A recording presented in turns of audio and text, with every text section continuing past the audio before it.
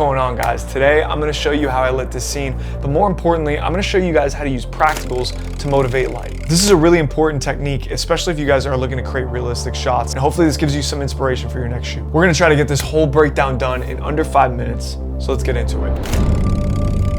The first thing that I want to quickly talk about is what a practical light is and what motivated light is. Practical lights are any light that you see in your frame. This could be something like a light bulb, street lights, or even neon signs. And a lot of times they're used in films to just create a little bit more depth and visual interest to the frame. Then you have motivated light, and motivated light is the technique used to imitate or accentuate existing light sources.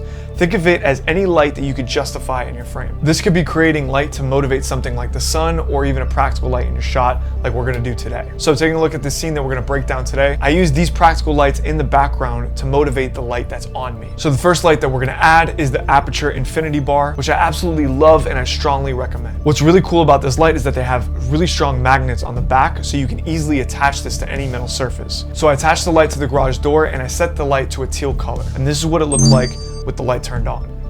Now, to create some color contrast, I wanted to use a warmer light set to 2700 Kelvin. And to do this, I grabbed an Aperture B7C light bulb and I put this in a dingy little lampshade that I got at Home Depot for like 10 bucks. Now, to attach this light to the garage door, I used duct clamps, and I strongly recommend any cinematographer to go out and get yourself some duct clamps if you don't have some. And they've been super useful, especially when you have to rig up things like fabrics or different lights and just different like little weird things that you wouldn't normally think of. Now, this is what it looked like with this light turned on. You can see some really nice color separation between the warm 2700 Kelvin light and the teal light that we have on this side. And now that we got our practicals in the background, it's time to light up our subject, which is me. Now, we're gonna use these practicals to motivate the light on our subject. The first light that I added was a Field World 225B with a small little softbox and a honeycomb grid set to 2700 Kelvin. Now, the trick here with this light is to make sure that it's only hitting this side of my body and not spilling all over the rest of the room, and definitely not reflecting on that metal garage door surface. So to achieve that, I rigged it up and I kind of tilted it down at an angle so it wasn't spilling anywhere else but just my face and this side of my body. Because again, the goal here is to make it feel like that light in the background is responsible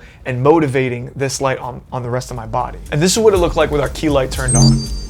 Now, it's starting to look pretty good, but this side of my face is obviously too dark for my taste. And again, we're trying to motivate the practical lights in the background. So what we want to do is we want to make sure that there's light filling in this side of my face, but make it feel like it's coming from that light in the background. So to do this, we set up an iFootage 200B with a Fresnel lens with barn doors to really shape the light so it only touched this side of my face. Now, this is a bicolor light that I set to 6500 Kelvin, but I'm also going to add these blue gels to try to match the light behind me. Now, the biggest mistake that I made in this lighting setup, and I want to shine some knowledge on this for you guys in the future, is the gel that I used wasn't exactly the color of the light in the background. So the issue is that I had to really spend a lot of time in post trying to make the color as close to the background color as possible. And even then, it still wasn't perfect. So one thing that I strongly suggest to you guys is, if you are lighting a scene like this, make sure your color temperature or even the color gels that you're using are all the same. Now, this is what it looked like with this light turned on.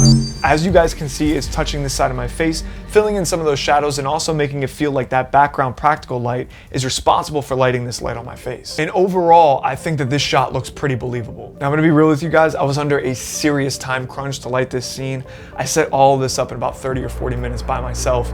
So looking at this final frame, there's a lot of things that I would change and do differently, especially as I was in post and I was trying to color this thing. But one thing that I would say is that even though I set this up really quickly and I just shot it and I got it done, there was something that I took away from this, and there was a lesson to be learned here. And the reason why I'm telling you guys this is because it's so important to just get out there and go light something and experiment and, take different scenes and just try to go and push the limits of what your capabilities are. Because even though you might set something up and you fail and it doesn't look good at all, you're gonna learn a ton from that failure. And I suggest that you guys keep pushing your limits, keep pushing your boundaries. And something that really motivates and inspires me is looking at sites like FrameSet or Shot Deck and just getting different inspiration to light scenes. And sometimes I might take an exact scene and try to mimic it, and other times I might take it and use it as a reference to try to kind of create my own scene. But ultimately, the thing that I'm really trying to say is go out there, fail